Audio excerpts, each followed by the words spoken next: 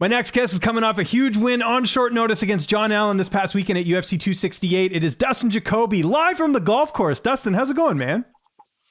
It's going great, James. Thanks for having me on your show, and it's an honor to be doing my first Skype interview while playing golf. The honor's all mine, and I won't keep the group behind you too slow here, but let's start with the win, man. Congratulations. I was curious, how much notice did you get about the fight? I know you replaced Alexa Kammer, who's also part of your management, so I knew that was sort of a good tip there, but how much notice did you get?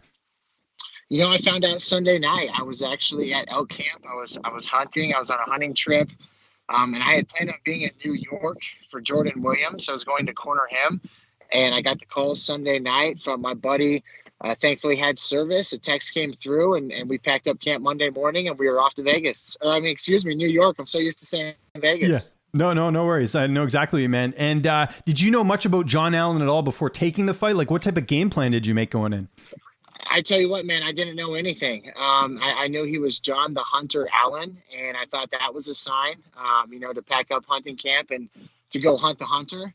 And I didn't look up any videos. I didn't look up anything on him, man. I just put in my head that it's not about what I've done the last month or these 5 days. It's about what I've done the past 10 years and past decade of my career. And once I committed to the fight, I made the decision, man. There's no way I was going home without the victory. And that's what happened. Anything surprise you about him as an opponent? You know what? He's tough. Very tough kid. I wish if I would have known a little bit more. Certainly if I had a more of a camp to prepare, but if I would have known more about him, I think I would have kept the same game plan, but I might have implemented a few things differently. I was surprised he stood with me the whole time. But then when you look at his record, he has 9 wins by TKO or knockout and only 3 submissions.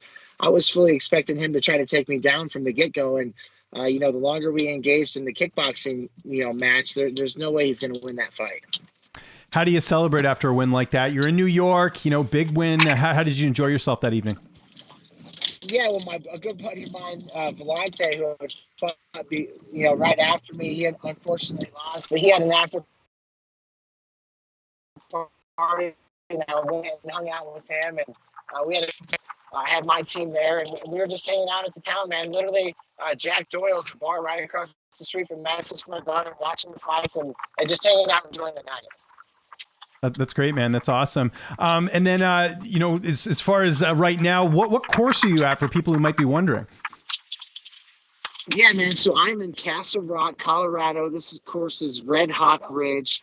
Absolutely beautiful. Special thanks to my buddy Todd Romero. He gets us out here. He does the altitude sports and does the golf channel for a lot of these courses. So we go out and we just get to experience them and enjoy our time, man. One of the nicest courses around. Unbelievable views. Any fighters with you there, or is it just another group of friends? Yeah, just a group of friends, man. We're having a good time, and I actually played yesterday as well. A good buddy of mine was in town from Illinois, and he spanked me around, came to town, shot a 77, man. So I was playing good until the shots came, and then I just started going downhill. Fair enough. Did you see I know you saw my tweet with Brian Kelleher. He wanted to go golfing, and I said, hold on a second here, because he was claiming to be the best UFC golfer. I said, I know Jacoby's quite good. What did you think of Brian's bold statement? Yeah, so I asked him what his handicap was. It sounded like he didn't really keep a handicap. He said he would guess he was a 15. I said, well, if we're going to do it like that, I guess I'll be a 15. We'll just play straight up. And he accepted the match. So I actually saw him right when I walked out of the cage Saturday night. And I'm going through and I'm seeing all the fans. He was sitting there. I told him, I was like, hey, man, we got to get this match taken care of. We got to, once and for all, see who the best golfer in the UFC is. Yeah, no, I completely agree. Who would you say is the best golfer that you played with that's a fellow fighter? Is there anyone that comes to mind? Best golfer that's a fellow fighter? Yeah. Who's the best fighter golfer? With a lot of fighters. The best fighter golfer, hands down, would have to be myself. I'm self-proclaimed the best fighter golfer. My fighting buddies don't really play golf. I got a bunch of golfing buddies that don't fight, and I don't think I play golf. I played golf with Chris Camozzi. He's okay. He can swing them, but for the most part, not too many of the guys play.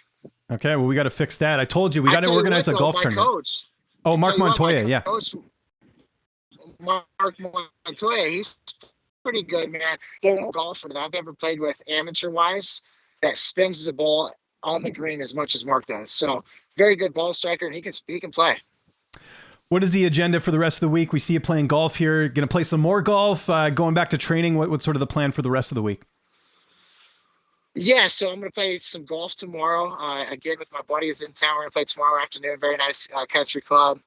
And then Saturday is actually opening day for pheasant season. So my dog and I are going to get out, a couple buddies. We're going to go chase some upland birds. And it'll be our fifth opening day together, my dog and I, and along with my buddy and his dog. So that's something I'm really looking forward to. And then, yeah, next week we're going to start getting back into the gym and getting ready for the next one.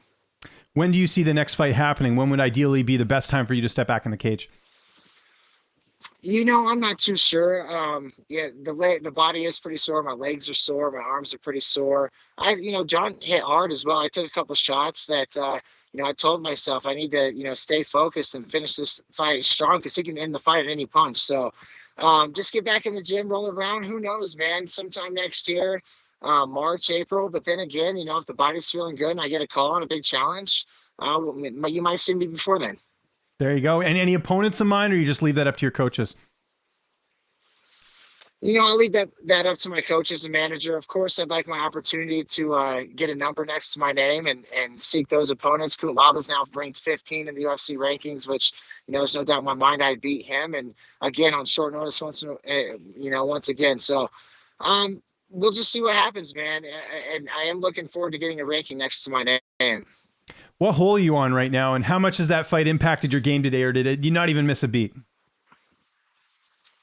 I did miss a little bit of a beat. Plus, this time of year, it's tough to come out here and go low. But we are on hole 4, and we just started, man. So I've got a full course ahead of me, and I'm looking forward to it. Just got to ask you quickly, main event of your card was Usman and Colby. Just what did you think of the fight, and how did you score it? Because some people have different scorecards when it comes to the fight.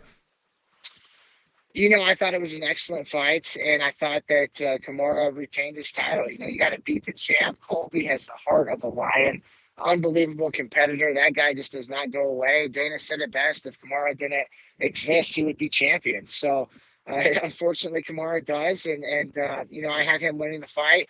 Again, Colby came on hard late, but I think Kamaru did enough to retain that title. And just quickly, Rose and Wei Li, how did you score that one? What did you think of that fight? I thought the fight was extremely close. I was pulling for Rose, of course, and I wasn't surprised when she won.